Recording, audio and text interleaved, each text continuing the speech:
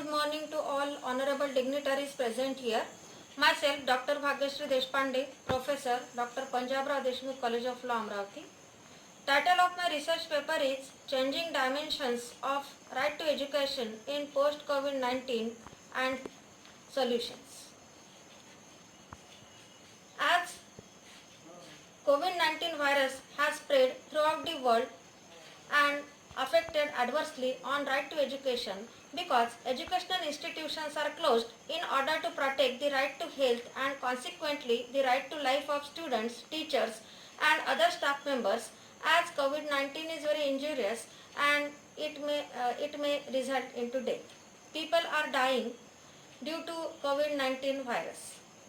Right to education and its protection is incorporated under the provisions of Constitution of India, specifically under Articles 21A, 29, 30, 41, 45 and 46 of the Constitution. Not only that, the provisions under the international instruments such as UDHR, ICESCR, CEDAW and UNICEF are related to protection of right to education. When we consider the new meaning of protection of right to education in the context of post-COVID-19 phase, protection of right to education means and includes the prevention of violation of right to health and right to life and protection of right to health and right to life, which is the most valuable human right as well as fundamental rights under Article 21 of the Indian Constitution. Right to education itself is one of the fundamental rights under Article 21A, which is enforceable by the Supreme Court of India under Article 32 of the Constitution. After 86th Amendment Act 2002, right to education has become one of the fundamental rights. As time limit allotted for the presentation of this paper is 5 to 7 minutes, here I would like to cover an outline of my research paper, and here I want to highlight the need and importance of protection of right to education, its changing dimensions and suitable solutions. Right to education is needed and important to be protected as it is directly connected with right to life. Right to education is needed and important to be protected as it is directly connected with right to life. When we consider the changing dimensions of right to education in post-COVID-19 phase, it includes the balancing between the protection of right to life and to safeguard right to education, to obtain balancing between protection of health and development of right to education, to continue the fulfillment of right to education with a fulfillment of requirement of continuation of social or physical distancing, to enact and enforce suitable legislation and international covenant to tackle COVID-19 issues related to right to education. Suitable solutions for the protection of right to education in post-COVID-19 mainly includes use of masks, maintenance of social or physical distancing, cleaning of hands with soap, sanitizers should be continued at all educational institutions to protect the right to life and right to health of students, teachers and other staff members. Availability of masks, soap, sanitizers should be provided at all educational institutions everywhere. In order to achieve balancing between right to education and right to health, classes of students should be organized by following odd-even number policy according to their roll numbers. Study materials or notes should be circulated online. Online lectures may be conducted as per the necessity or requirement.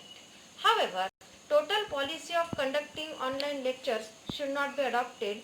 Traditional or regular lectures should be continued with suitable safety measures. Because chalk and talk method, body language of the teacher, affection of teacher to the students develop the knowledge and personality of the student as well, which is possible only through live lectures. Impact of personality of good teacher on personality development of student is only possible through conduction of traditional or regular lectures. Conduction of regular or traditional lectures should be given priority in post-COVID-19 phase with suitable precautionary or safety measures. Lectures banks should be recorded. Lectures bank should be maintained at university level with recorded lectures of eminent teachers, and it should be made available to the students in the university. Putting books in online system and make it access to the students is also one of the important solutions. Online examinations should be considered worth and valid. Awareness should be developed for that.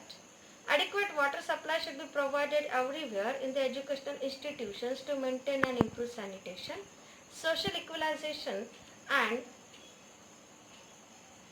iconic education should be continued.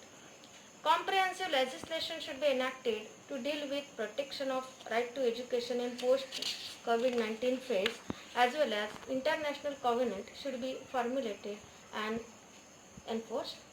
To cultivate and development and awareness amongst students, employees and visitors to the educational institutions about wearing the mask strictly through convincing, as wearing of mask is not pre-existing social culture in India, and some people may think that it is uncomfortable and rude. These are the some important solutions to protect right to health and right to education with right to health and right to life with development of education in post COVID-19 phase. In conclusion, I want to quote that implementation of solutions and enactment of comprehensive legislation as well as international covenant is urgently needed for the protection of right to education in the context of post-COVID-19 phase. It would result into the protection and fulfillment of right to education along with the development of education in post-COVID-19 phase. I would like to suggest some recommendations such as education should be continued with the maintenance of highest possible quality through alternative modes by converting a necessity into an opportunity. Challenges should be converted into opportunity by changing the mindset of teachers, educators and students to adopt and accept online teaching methods. In India, unlocking has become imperative even though the infection of COVID-19 spreads with strong momentum. Therefore, checking of visitors with the use of thermal scanner and oximeter should be made mandatory for each educational institution. These are some of the recommendations. Thank you so much.